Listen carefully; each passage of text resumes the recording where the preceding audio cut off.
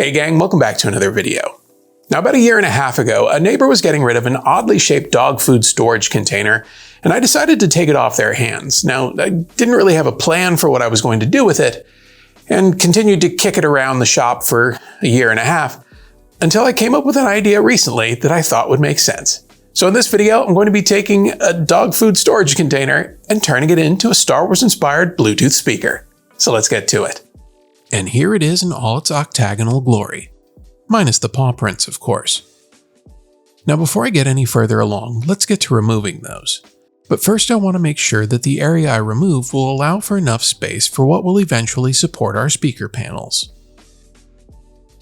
So I printed out a template of what the largest piece would be and marked it off with a bit of painter's tape before removing it to see that I'll only need to cut away the handle and the molded paw prints in order for my plan to work. Then it was time to cut those parts away with my multi-tool, although this could have also been done with a sharp razor blade if you wanted a more tidy removal. Once the panels were out, I used a bit of sandpaper to smooth out the opening and to make sure that my speaker panels would sit flush. I wasn't sure what material this was, but after a bit of research I found that this container is made of high-density polyethylene, and that paints don't typically bond very well to it. But after a discussion with my friend Colin Adams and a bit of datasheet review, I found that if you heat treat the surface, it will allow for a much better bond.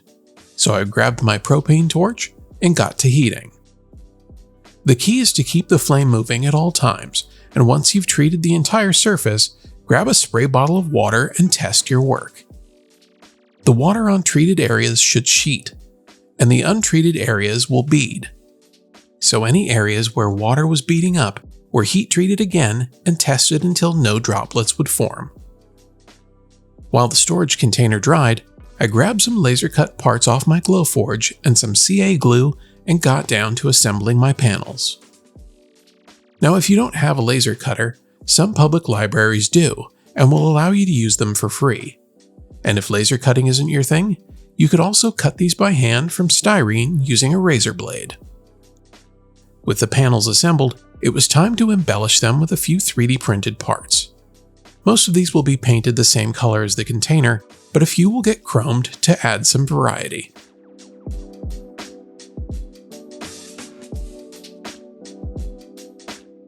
The last thing I needed to do before I could start assembly is to cover up any of the markings that would give away that it was a dog food storage container.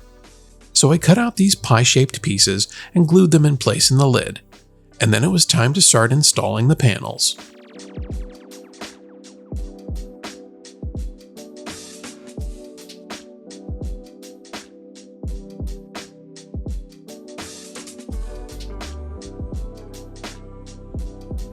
The side panels will all be held in place with some socket head cap screws, so I marked and drilled out their locations and got to mounting them into the container.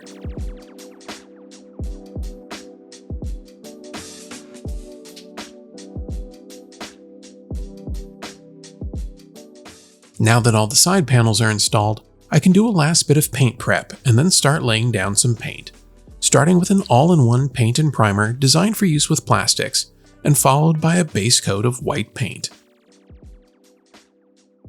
And that footage has mysteriously gone missing. Moving on. Once it had a chance to dry, I was ready to start masking off the top rim to paint it in an orange accent color.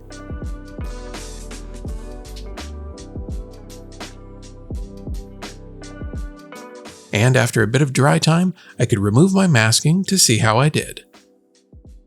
The last bit of paint will be applied to the lid, and then both will be set aside to dry.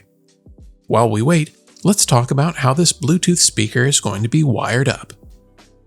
I found a simple Bluetooth receiver module online that came pre-assembled, and only required me to connect the power and the speakers.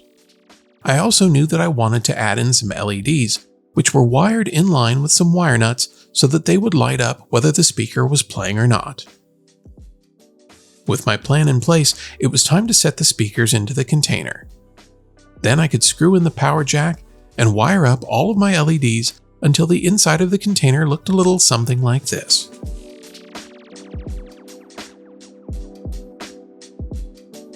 The two cones on the left hold single LED bulbs that will be behind some colored acrylic tiles.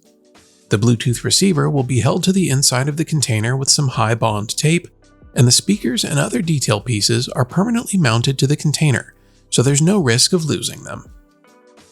With all the electronics squared away, it was just a matter of adding on last-minute greeblies and speaker covers, and I could get down to weathering. To weather this piece, I'm using a bit of thinned-down brown acrylic paint, which I'll apply liberally before wiping away with a damp rag. I like to build up to my final weathering, so each panel will get at least 2 passes before I set it aside to dry. This is also a good time to take the opportunity to scuff up the paint on all of the hardware to expose the black metal finish beneath it. And with all of that taken care of, the only thing left to do is power it up.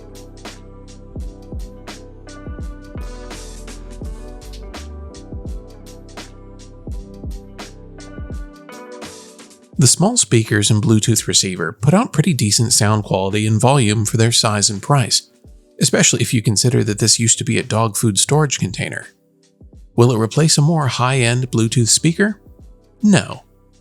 Are there any high-end Bluetooth speakers that are this cool? Definitely not.